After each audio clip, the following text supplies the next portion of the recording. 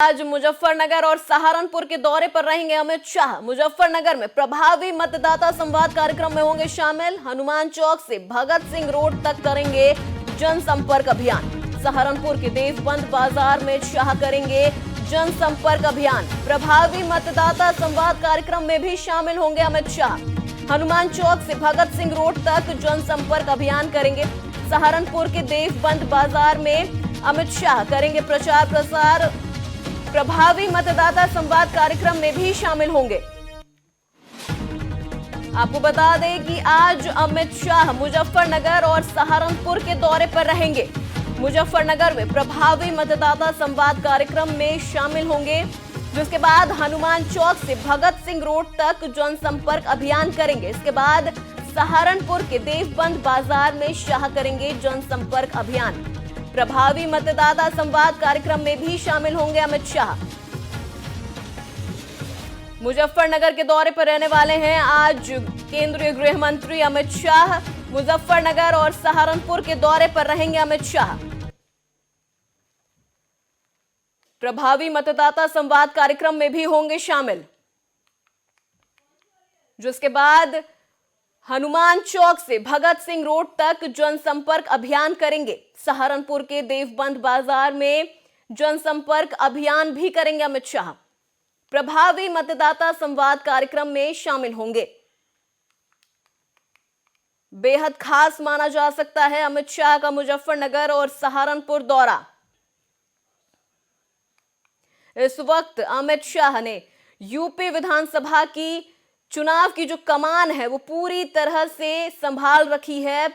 जो चुनावी कमान है वो अपने कंधों पर ले लिया है। डोर टू डोर, चाहे प्रचार प्रसार हो या लोगों से खुद सीधे उनके घर तक जाके संवाद करना हो, सब कुछ इस वक्त अमित शाह कर रहे हैं। मुजफ्फरनगर और सहारनपुर के दौरे पर रहेंगे अमित शाह। इसी खबर पर तमाम जानकारी के साथ हमारे संवाददाता अभिषेक शर्मा जुड़ गए हैं। अभिषेक, बीजेपी के सभी बड़े नेता पिछले एक महीने से लगातार वेस्ट यूपी में काफी एक्टिव नजर आ रहे हैं। देखिए, बिल्कुल वेस्ट यूपी में एक्टिव होने का सबसे बड़ा असर ये है कि भारतीय जनता पार्टी जानती है कि आरएलडी और समाजवादी पार्टी का जो गठबंधन है उसने भारतीय जनता पार्टी की राजनीतिक जमीन को खिसकाने का काम किया है। यही जाट समाज है जिसने 2013 में जाट और मुस्लिम दंगे के बाद 2014 के लोकसभा चुनाव, 2017 के विधानसभा चुनाव और 2019 के लोकसभा चुनाव, यानी 3 चुनाव लगातार, 2 लोकसभा चुनाव और 1 विधानसभा चुनाव में बीजेपी को पूर्ण बहुमत दिलाने में बड़ी भूमिका अदा की थी। पश्चिमी यूपी का जो क्षेत्र है वहां बीजेपी ने तीनों चुनाव में क्लीन स्वीप करने का काम किया था। यहाँ तक कि स्वर्गीय अजीत सिंह भी संजीव बालियान से चुनाव हार गए थे।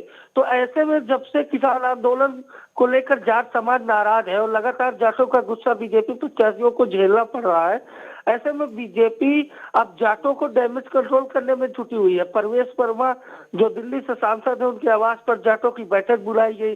अमित शाह ने कमान अपनी हाथ में ले ली है और अमित शाह को राजनीतिक गुणागणित का मास्टरमाइंड भी माना जाता है। तो ऐसे में अमित शाह आसानी से जो जाट वोट बैंक ट्रांसफर हो रहा था बीजेपी के साथ, आरएलडी और समाजवादी पार्टी के साथ, इतनी आसानी से अब जाट वोट बैंक को ट्रांसफर नहीं होने देंगे। हाँ, ये हो सकता है कि प्रतिशत बढ़ सकता है, लेकिन अमित शाह ने अगर कमान संभाली है तो कुछ न कुछ बीजेपी उलटफेर जरूर करेगी पश्चिमी उत्तर प्रदेश में। जी, बहुत बहुत धन्यवाद अभिषेक तमाम जानकारी के लिए।